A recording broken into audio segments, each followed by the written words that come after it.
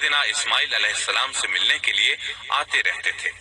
एक रोज आए तो उनसे कहा, ए मेरे बेटे, अल्लाह ताला ने मुझे हुक्म दिया है कि इस मकाम पर अल्लाह का घर तामीर करना। इस्माइल अलैहिस्सलाम ने फौरन कहा, मैं हाजिर हूँ। इस तरह उन्होंने खुदाई शुरू की। ऐसे में उन्हें शीश अलैहिस्सलाम की तामीर के आसार नजर आए। उन्होंने उस पर तामीर शुरू कर दी। एक रिवायत में ये भी है कि उन्होंने फरिश्तों वाली बुनियादों के आसार भी देखे।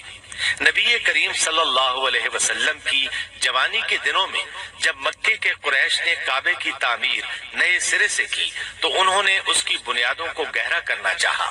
वो खुदाई करते उन सब्ज पत्थरों तक पहुंच गए जो पहाड़ों की चोटियों की तरह नजर आ रहे थे। उन्होंने उन पत्थरों को निकालना चाहा। एक शख्स ने कुदाल के जरिए एक पत्थर को बाहर निकाला तो उसके नीचे से इतना नूर निकलने लगा कि करीब था वो शख्स अंधा हो जाता। फिर पत्थर खुद ब खुद नीचे जा गिरा और अपनी जगह पर जम गया। इसके बाद लोगों ने उन पत्थरों को हाथ न लगाया और तामीर शुरू कर दी।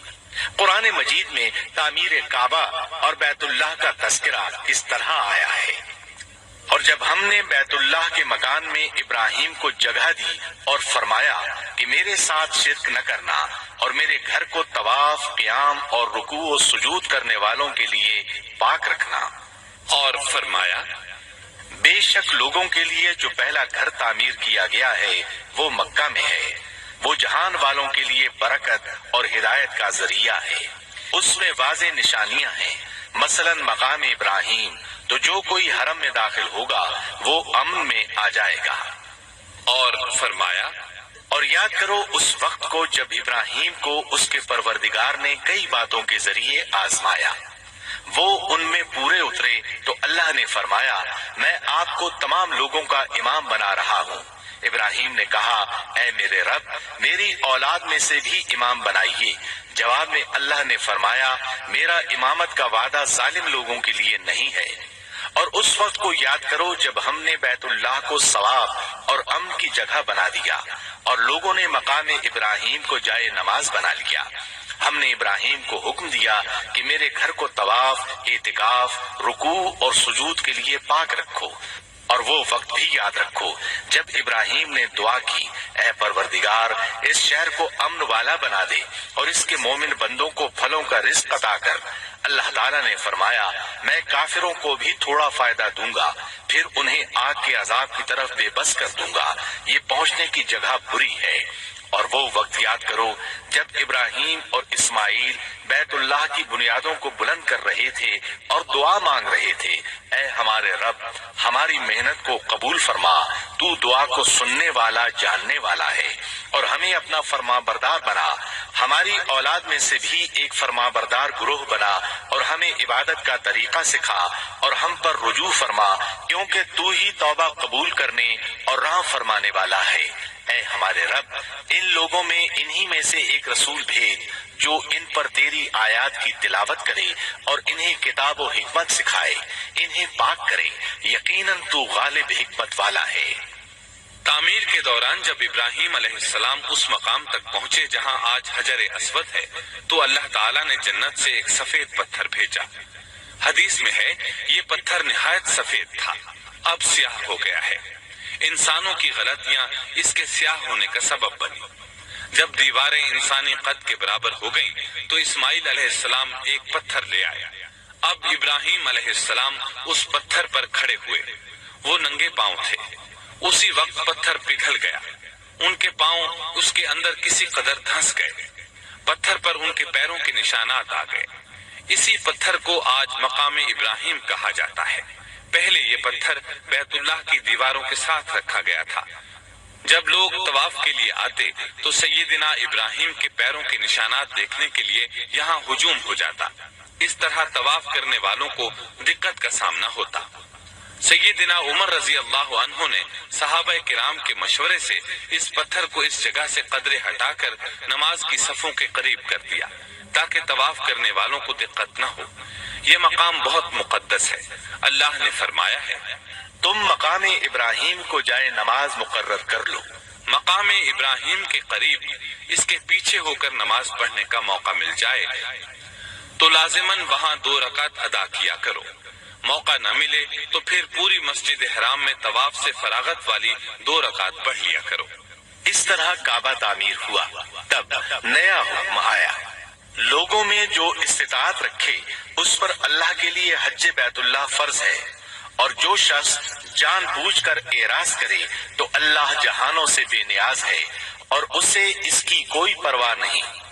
उधर इब्राहिम अलैहिस्सलाम को अल्लाह ताला की तरफ से इशारा हुआ, लोगों में हज का ऐलान कर दें।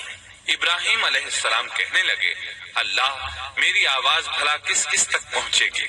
जवाब आया, आपके जिम्मे आवाज लगाना है, पहुँचाना हमारा काम है। चुनाचे आप अराफात के एक पहाड़ पर चढ़े और आवाज लगाई, लोगों बैतुल हराम का हज करो। अल्लाह ताला ने मौजज़ाना तौर पर यह आवाज तमाम इंसानों तक पहुंचा दी, खा वो पैदा हुए थे या नहीं। दूसरा मौजा ये हुआ कि अल्लाह ने बैतुल्लाह और उसके हज की मोहब्बत लोगों के दिलों में डाल दी। अल्लाह ने फरमाया, और आप लोगों में हज का ऐलान कर दें, वो आपकी तरफ पैदल भी आएंगे और दुबले पतले ऊंटों पर भी दूर दूर से आएंगे। इस तरह लोग पैदल और सवार होकर कसरत से हज के लिए आने लगे और ये वीरान इलाका आबाद होने लगा। ये थे हालात और वाकयात इब्राहिम अलैहिस्सलाम के। आपने 175 साल की उम्र में वफात पाई। आपसे पहले सैयदा हाजरा अलैहिस्सलाम ने वफात पाई और उनकी वफात से कुछ ही अरसा बाद सैयदा सारा अलैहिस्सलाम 127 साल की उम्र में फौत हो गईं। इन दोनों की वफात के बाद आप गमगीन रहने लगे। आखिर इतनी मुद्दत तक साथ रहा था। आप खलीलुर रहमान थे, आप पर सहीफे भी नाजिल हुए, आप अल्लाह के बेहद शुक्रगुजार थे। जय श्री राम। तो ये है लास्ट पार्ट वीडियो का, आप लोगों ने सुना। सबसे पहले क्या आया? सबसे पहले आया कि इब्राहिम अलैहिस्सलाम मक्का जाते थे इस्माइल अलैहिस्सलाम को मिलने के लिए, ठीक है। तो ये इब्राहिम अलैहिस्सलाम ने कहा इस्माइल अलैहिस्सलाम को, तू यहाँ पे ये क्या खुदा का घर तामील करना, ठीक है। तो ये इस्माइल अलैहिस्सलाम बोले, हाँ मैं करूँगा। तो फिर वो जब वहाँ पे घर तामील करने मतलब घर बनाने गए, तब क्या हुआ, वो ये फावड़ा कुदाल सब लेके गए वहाँ पे देखा शीश अलैहिस्सलाम की मतलब पहले से कंस्ट्रक्शन हो रखी थी, यही उन्होंने देखा। फिर जब वो फावड़े से क्या हटाना चाहा, वहाँ से एक नूर नजर आया, ठीक है। तो फिर वो ये पत्थर ऑटोमेटिक बंद हो गया। ऐसा स्टोरी है, ठीक है। तो आज एक काम करते हैं, जेसीबी लेके चलते हैं, मक्का को खोद डालते हैं, नूर देखेंगे कैसे नूर होता है, कौन अंधा होता है। कि कोई नहीं, हम चश्मा पहन के जाएंगे। तब तो चश्मा नहीं था, तो आज मोटा मोटा चश्मा पहन के लेके जाएंगे। ये जाके पहुंचेंगे, देखेंगे कैसा नूर है, क्या है क्या नहीं है, नूर की तेज कितनी है। क्या कहते हो, एक्सपेरिमेंट करने में क्या जाता है, चले? चलो तो कोई नहीं, आगे बढ़ते हैं। फिर क्या हुआ? फिर हुआ ये कि खुदा ने हजरे अस्वद के बारे में बताया। वो पहले सफ़ेद हुआ करता था, ठीक है। वो पत्थर जब आसमान से उतरा था पहले सफ़ेद हुआ करता था। आज वो लोगों के मतलब पाप कर्मों से वो काला पड़ गया है। भाई गुनाह करूँगा मैं, पत्थर क्यों काला पड़ेगा? पत्थर गुना चूस लेता है। अच्छा, अभी मैं समझा। हाजी जब जाते हैं उन लोगों का वो पत्थर क्या करता है, जितना जैसे ईमान डाला गया था कहीं और, मैंने सुना था ये मोहम्मद साहब के सीना चाक करके, वैसे पत्थर में कुछ मैग्नेटिक पावर है, वो गुना चूस लेता है इंसान के अंदर से। मतलब उसको छू लोगे मतलब सारा गुना आपका चूसा जाएगा। वो चूस लेगा, ऐसे चूसते चूसते वो काला पड़ गया। इंसानों की गुनाह की वजह से कितना चूसेगा एक पत्थर इंसान। यहाँ पे एक सिंगल इंसान नहीं जो गुनाहगार नहीं है। तो जितने भी हाजी जाते हैं वो थोड़े कम गुनाहगार हैं, फिर भी वो चूस चूस के उसका काला पड़ गया।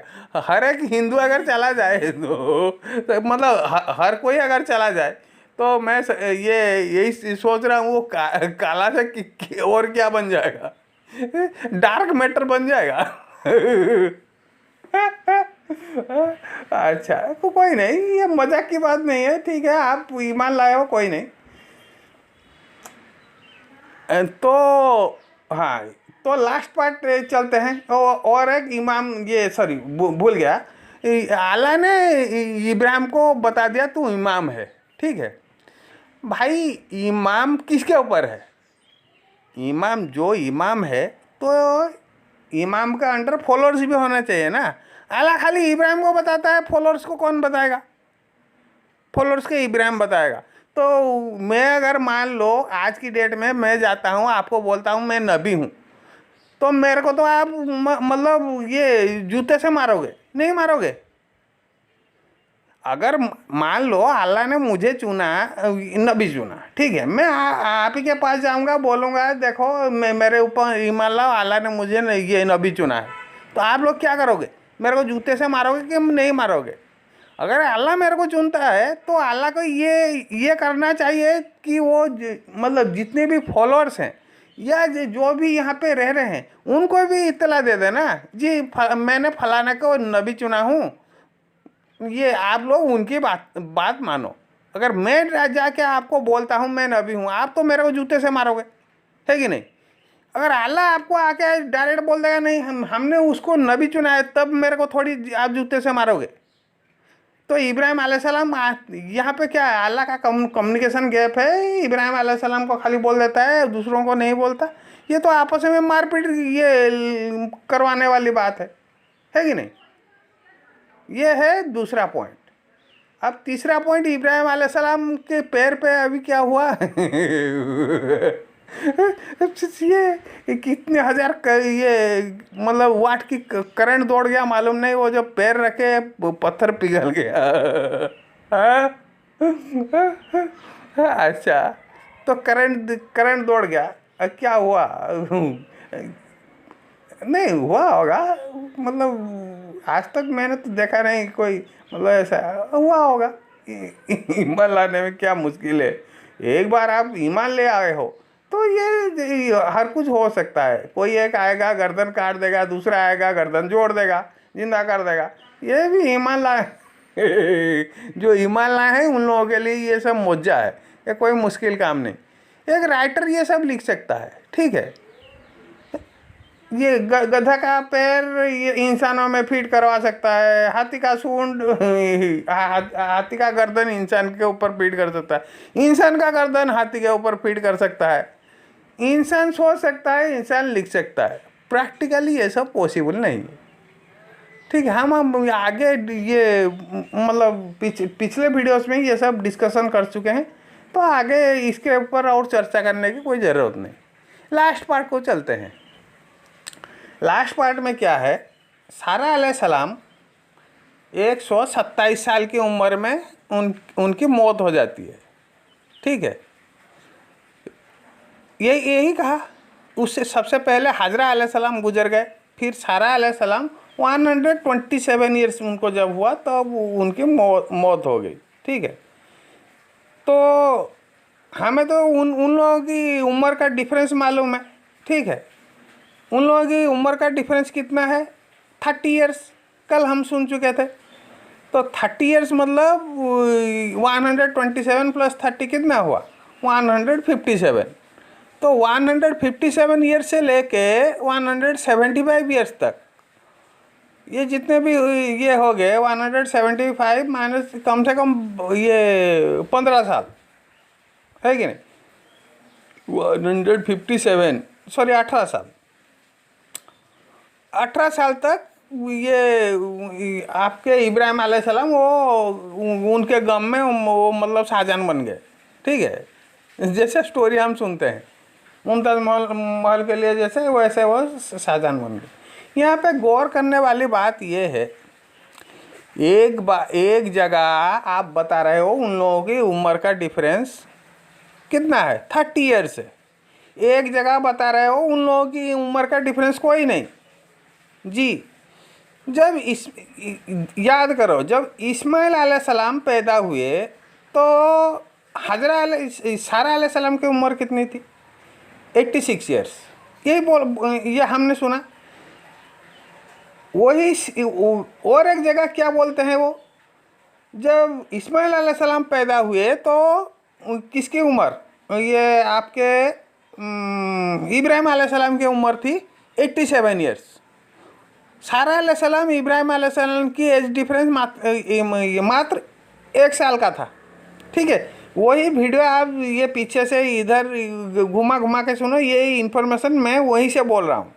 ठीक है, या तो पिछले वीडियोस चले जाओ, कल के वीडियोस चले जाओ, कल के वीडियो में ये सब है। ये पॉइंट मैंने बोलना भूल गया। तो एक जगह बता रहा है 30 ईयर्स, ठीक है कि नहीं। जब ये कहाँ 30 ईयर्स बोल रहा है, जब ये इस्माइल अलैहिस्सलाम पैदा हुए तब ये उनके उम्र 120 साल थी। और ये सॉरी आइज़क अलैहिस्सलाम पैदा हुए, सारा अलैहिस्सलाम की उम्र 90 साल थी, इब्राहिम अलैहिस्सलाम की उम्र 120 साल थी। यही बोला था ना। तो जब इस्माइल अलैहिस्सलाम पैदा होते हैं तब वो बोलते हैं 87 ईयर्स की थी ये सारा अलैहिस्सलाम की उम्र, 87 ईयर्स 86 की थी, इब्राहिम अलैहिस्सलाम की 87 की थी। ठीक है, तो ये तो आप ही के मतलब यही आप ही के चैनल से मैंने उठाया, यही तो वो बोल रहे हैं। मतलब एक बार उम्र की डिफरेंस 1 साल, एक बार उम्र की डिफरेंस 30 साल। ये अल्लाह को मतलब ये कौन लिखा है आप ये फिर से देख के देखो, ये जो भी लिखा है उसको बेसिक मैथमेटिक्स की नॉलेज एकदम जीरो है। उसको जीरो है, या तो एक दिन में नहीं लिखा, जो भी लिखा राइटर। मतलब मान लो आज कोई लिखता है, 50 साल बाद कोई और ये फिर वही स्टोरी को डेवलप करता है, तो वहाँ पे ये इस जैसे ये डिफरेंस ये नज़र आएंगे।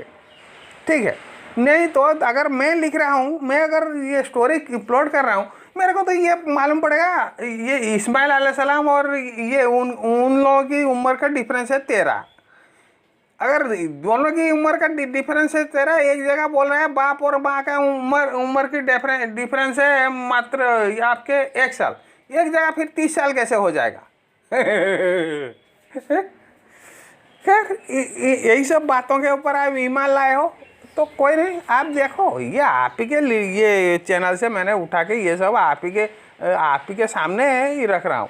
आप देखो, आप समझो, आप जानो सच क्या है, सच क्या नहीं है।